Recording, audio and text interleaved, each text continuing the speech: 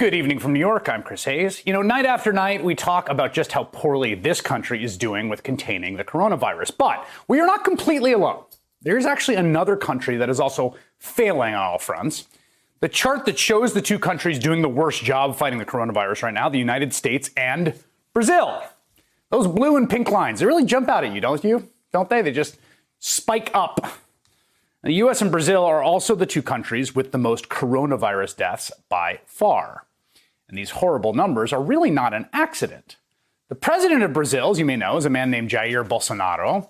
And while he comes from a very different context, of course, he is in many ways the Donald Trump of Brazil. He's a foul-mouthed, bigoted right-wing populist.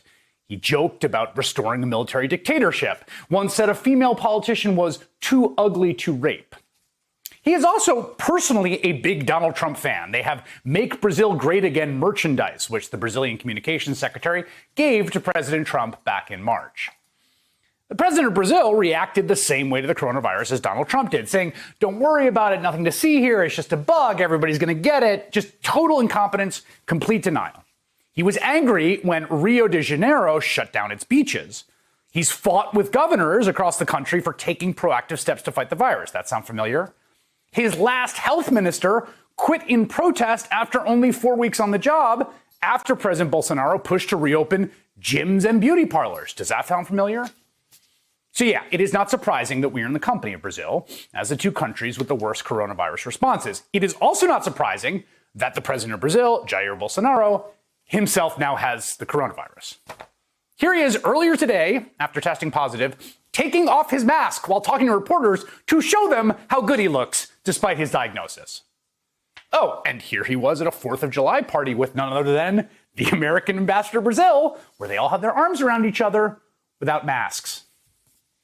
The coronavirus has been a test for every country, but there's a kind of theme that's emerging here. In the UK, where another major world leader came down with the virus, of course, Prime Minister Boris Johnson, their government tragically dithered. They tried to go for herd immunity before realizing it would be a catastrophe and then changing course, and it was too late and had huge outbreak and very high per capita deaths.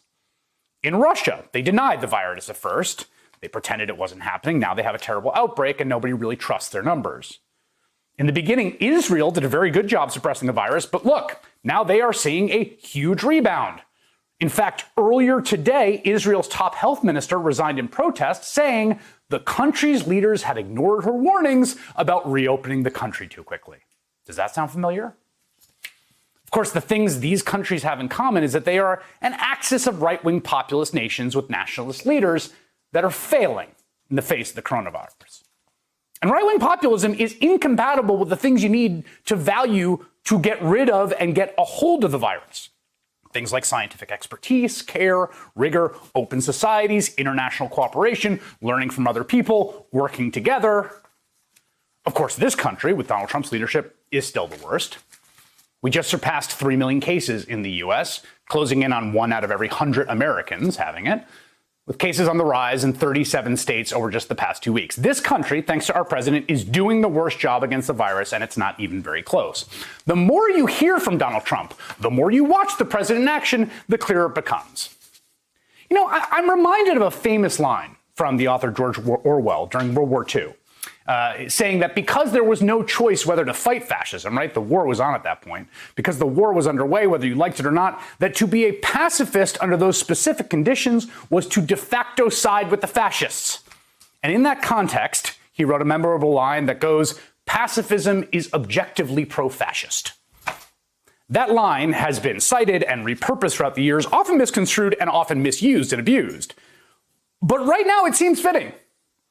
The battle against the virus is not a choice. We cannot opt out of it. So if you take the steps that Donald Trump is taking, not just refusing to combat the virus, you're actively taking steps that will make people sick. You are objectively pro-virus. For instance, they've been dropping some of the precautions at the White House, like temperature checks, because they want to get back to the appearance of normal. We're past this.